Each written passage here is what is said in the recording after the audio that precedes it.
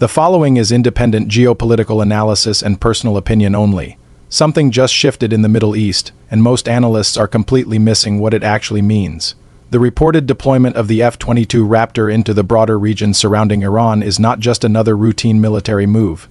It may represent a subtle but meaningful shift in how the United States is thinking about air dominance, deterrence, and escalation control in one of the most sensitive geopolitical theaters in the world. Based on publicly available reports and open-source information, the United States has periodically increased its military presence in the Middle East during moments of tension. This includes aircraft carriers, strategic bombers, surveillance drones, and advanced fighter jets. However, not all deployments are equal. The type of asset matters just as much as the number, and the F-22 Raptor is in a category of its own. According to publicly available information, the F-22 is designed primarily for air superiority. That means its main purpose is to control the skies by eliminating enemy aircraft and suppressing air defenses before other assets move in. It combines stealth technology, advanced radar systems, and high maneuverability, making it extremely difficult to detect and counter. Unlike more versatile multi-role fighters, the F-22 is optimized for one thing above all else: dominating contested airspace. What we are seeing is not necessarily a signal of imminent war, but rather a signal about capability and intent. Analysts suggest that when a country deploys a platform like the F-22, it is often trying to send a message without explicitly stating it. That message is usually directed at both adversaries and allies. To understand this situation properly, it is important to look at the broader context. Tensions between the United States and Iran have existed for decades, but they do not follow a simple pattern of constant escalation. Instead, they move in cycles. Periods of relative calm are interrupted by spikes in tension, often linked to regional conflicts, maritime incidents, or proxy activities. Based on public reports, Iran's strategy in the region relies heavily on asymmetric tactics. This includes the use of proxy groups, indirect pressure, and calibrated escalation. This approach allows Iran to challenge more powerful adversaries while avoiding direct large-scale conflict. It is a strategy built on ambiguity and flexibility. The United States, on the other hand, has traditionally relied on a combination of deterrence and rapid response. It maintains a presence in the region to reassure allies and to respond quickly if tensions escalate. However, what we are seeing now may indicate a refinement of that approach. In my analysis, there are three key dimensions to this development that are often overlooked. The first is what actually happened. On the surface, the deployment of the F-22 may look like a routine military rotation. The United States frequently moves assets between regions to maintain readiness and flexibility. However, analysts suggest that the timing and context of this deployment make it more significant. The F-22 is not typically deployed in large numbers, and its missions are often highly specific. Its presence suggests that the United States is preparing for scenarios that involve contested airspace. This could include situations where advanced air defenses are active or where there is a risk of direct engagement with capable adversaries. At the same time, it is important to remain cautious in interpreting this move. There is no publicly confirmed evidence that a direct confrontation is imminent. Military planning often involves preparing for worst-case scenarios, even if those scenarios never materialize. The second dimension is why this matters more than people think. Military deployments are not just about physical capability. They are also about perception. How a move is interpreted can be just as important as the move itself. In this case, the deployment of the F-22 sends a signal of high-end capability. It suggests that the United States is not only prepared for low-intensity conflicts or limited engagements, but also for more complex scenarios involving advanced threats. For Iran, this creates a strategic dilemma.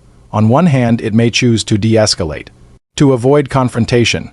On the other hand, it may feel pressure to demonstrate resilience and capability, which could lead to counter-signaling actions. What we are seeing is a classic example of strategic signaling. Each side is trying to influence the behavior of the other without crossing the threshold into open conflict. This creates a delicate balance, where actions are carefully calibrated to avoid unintended escalation. Most people are missing a key detail here. The F-22 is not just a weapon system. It is also a tool of psychological and strategic influence. Its stealth capabilities mean that it can operate without being easily detected. This creates uncertainty for any potential adversary. Uncertainty can be a powerful deterrent. If an adversary is unsure about where a threat might come from or how capable it is, it may be less likely to take risks. In this sense, the F-22 contributes to deterrence not only through its physical capabilities, but also through the uncertainty it creates. The third dimension is what happens next. In my analysis, the most likely scenario is not immediate escalation, but a period of increased strategic maneuvering. Both the United States and Iran have strong incentives to avoid full-scale conflict. Such a conflict would be costly, unpredictable, and potentially destabilizing for the entire region. However, this does not mean that tensions will decrease. Instead, they may take new forms. We may see increased activity in areas such as cyber operations, intelligence gathering, and proxy engagements. These allow both sides to pursue their objectives without directly confronting each other. At the same time, there is always a risk of miscalculation.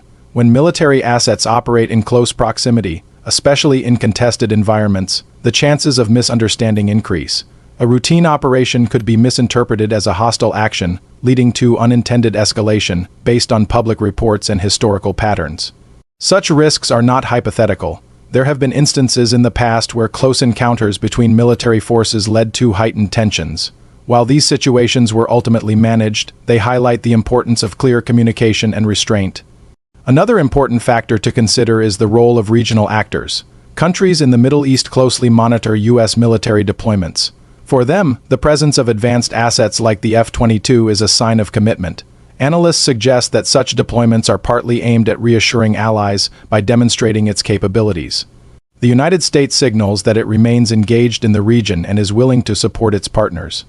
However, this also adds another layer of complexity. Regional actors may interpret these signals differently and adjust their own strategies accordingly.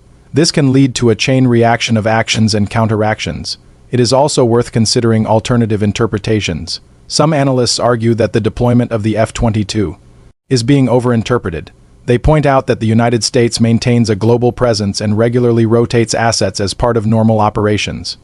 From this perspective, the current situation may not represent a significant shift, but rather a continuation of existing patterns. The presence of advanced aircraft could simply reflect operational requirements rather than strategic signaling. In my analysis, it is important to balance these perspectives. While it is true that not every deployment indicates a major change, it is also true that patterns and context matter. When advanced assets are deployed during periods of tension, it is reasonable to consider the possibility of strategic intent.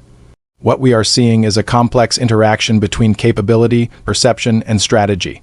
The deployment of the F-22 is one piece of a larger puzzle that includes diplomatic efforts, economic pressures, and regional dynamics. If this analysis is correct, there are several things to watch for in the coming weeks. One key indicator is the pattern of military activity. Changes in flight operations, increased coordination between different types of assets, or unusual movements could provide clues about evolving strategies. Another indicator is communication. Statements from officials, even if carefully worded, can offer insights into how each side is interpreting the situation. Analysts suggest that both the United States and Iran often use indirect language to signal their intentions. A third factor to watch is the behavior of proxies and allied groups. Increased activity in certain areas could indicate a shift in strategy or an attempt to apply pressure without direct confrontation. It is also important to consider the broader geopolitical context. Developments in other regions, changes in alliances, and shifts in global priorities can all influence how this situation evolves.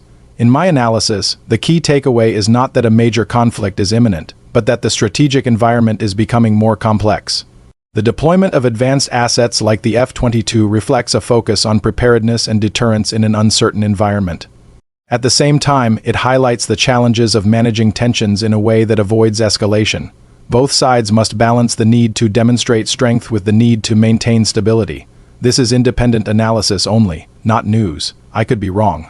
What's your take? Do you see this as a meaningful shift, or just routine military activity being interpreted through a geopolitical lens? Drop your opinion in the comments, and if you want more analysis like this, subscribe. I post every single day. All information in this video is based on publicly available reports and represents personal opinion only.